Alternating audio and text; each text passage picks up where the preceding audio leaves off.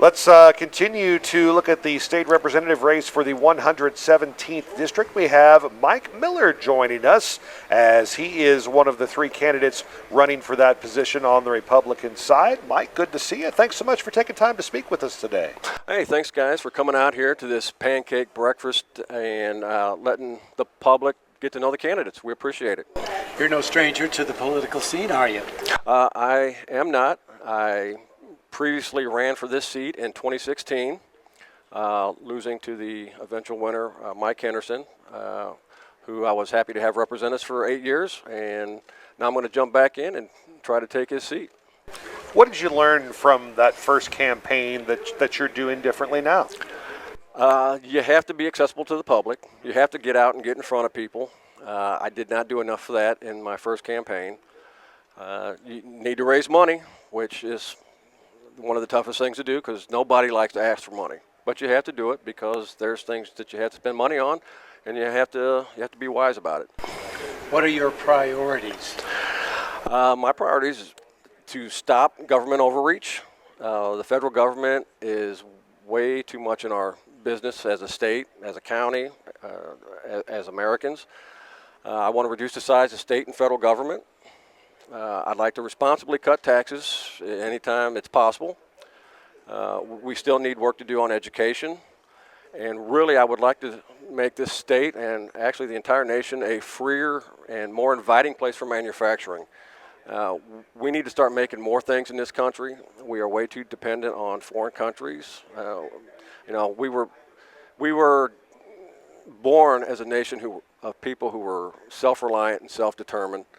And we've gotten away from that. I mean, we got people that used to take a wooden box, put wooden wheels on it, and ride it 2,000 miles across terrain with no roads. Those people were doers, and that's what we need to start being. We need to start being doers again instead of just consumers. Talk a little bit about two things I know that are very important to you: the military, your experience there, and your experience as a business owner, and how those two things kind of shape what you're going to be all about if you get elected. Well, yes, I was in the military for 8.5 years. I was an intelligence analyst, and I spoke Russian. And then I've been a business owner for the last 20 years. And the one thing that is common in both of those that is something that I'm going to bring to Just City is hard work. 7 days a week when necessary, 10, 16, 20 hours a day, whatever it takes. It's all about hard work. It's about being present and being available to make sure that things go correctly. Well, as a citizen, as a business owner, as a former military man, you've seen things from a lot of different perspectives. Do you think that will help you with this job? Absolutely. From regulation, rules, policies and procedures from departments and agencies, from that perspective, and I do have the veteran side where I work with the VFW and the DAV, and at this level I'll be able to work with the Veterans Administration. I've talked to a lot of people in the area, a lot of veterans who are having issues. Things are way better than they were 10 or 15 years ago, but there's still a lot of room for improvement and things that we need to do for the people who sacrifice or potentially sacrifice their lives for this country. We need to do better.